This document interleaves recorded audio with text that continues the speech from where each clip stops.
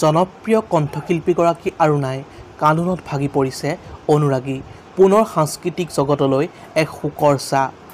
ইমান কম বয়সতে কোনেও কল্পনা কৰা নাছিল জনপ্ৰিয় কণ্ঠশিল্পীগৰাকীয়ে সকলোকে কন্দুৱাই অজান দেশলৈ গুচি যাব। কান্দোনত ভাগি পৰা দেখা গৈছে প্ৰতিজন অনুৰাগী। পোনপ্ৰথমে আমিও আমাৰ চেনেলৰ তৰফৰ পৰা জনপ্ৰিয় কণ্ঠশিল্পীগৰাকীৰ বিদেহ আত্মাৰ সদ্গতিৰ বাবে ভগৱানৰ চৰণত প্ৰাৰ্থনা নিবেদন কৰিছোঁ।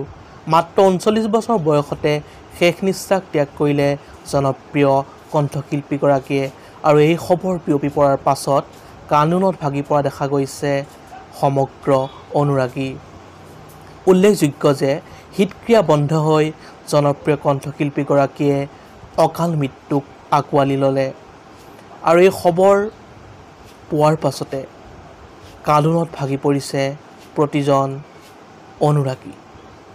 জনপ্ৰিয় কণ্ঠশিল্পীগৰাকীৰ মৃত্যুত গভীৰ শোক প্ৰকাশ কৰিছে অনুৰাগীসকলে। মৃত্যু হ'ল জনপ্ৰিয় কণ্ঠশিল্পী হানিয়া আসলামৰ।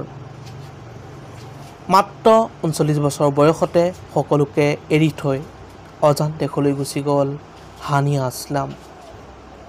হৃদক্ৰিয়াৰ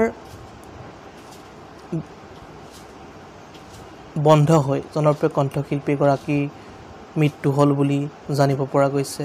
বন্ধু বান্ধৱীসকল, ভিডিঅ'টো আছিল ইমানেই।